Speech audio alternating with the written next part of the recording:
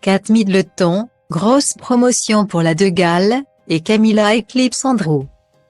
Camilla Parker Bowles a beau avoir du mal à se faire une place dans le cœur des Britanniques.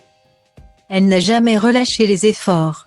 Passer derrière la regrettée Diana après avoir été longtemps la maîtresse de Charles n'a pas été facile à faire oublier.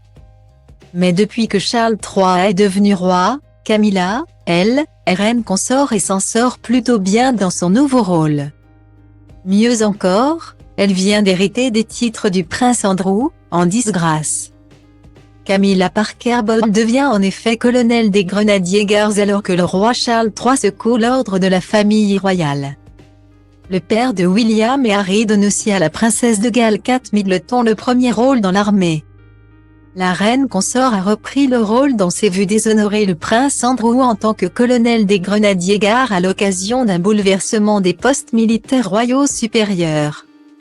Alors que Kate Middleton est promue à son premier rôle dans l'armée, succédant à son mari en tant que colonel des gardes irlandais. Le prince de Galles, lui, deviendra à la place colonel des gardes gallois.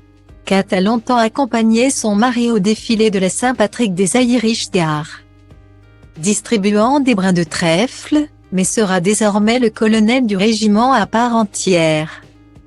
Cependant, il ne faudrait pas s'attendre à ce qu'elle porte un uniforme. C'est avant le trooping du Colour de l'an prochain que le roi Charles III a décidé d'annoncer ces changements majeurs. Cet événement marquera, rappelons-le, l'anniversaire officiel du souverain britannique depuis plus de 250 ans. Le défilé d'anniversaire du roi, et le premier pour Charles, aura lieu un peu plus tard. Le 17 juin. La nomination de Camilla à ce poste a été considérée comme une surprise ce mercredi 21 décembre au soir. Mais peut être interprétée comme une sage décision du roi, rappellent nos confrères du Daily Mail. Il y a 7 régiments de l'unité militaire supérieure, qui est chargé d'accomplir les cérémonies d'État et les fonctions publiques. Et le monarque régnant détient normalement la nomination de colonel en chef des régiments. Chacun a également un colonel qui est normalement soit un membre de la famille royale, soit un officier supérieur. Andrew avait hérité du poste de colonel des Grenadiers Guards de son défunt père, le duc d'Édimbourg, lorsqu'il a pris sa retraite de la vie publique en 2017. Un rôle qui avait une signification émotionnelle particulière pour lui, en raison de la popularité du prince Philippe.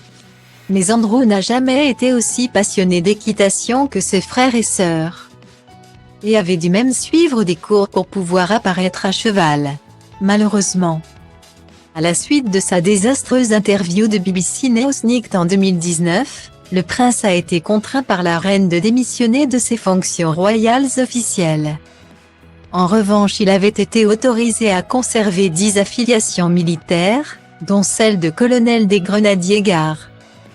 Mais le scandale Jeffrey Epstein a eu raison de lui et il a finalement été déchu du titre cérémonial plus tôt cette année. Et ce n'est pas Camilla Parker Bowles qui va s'en plaindre.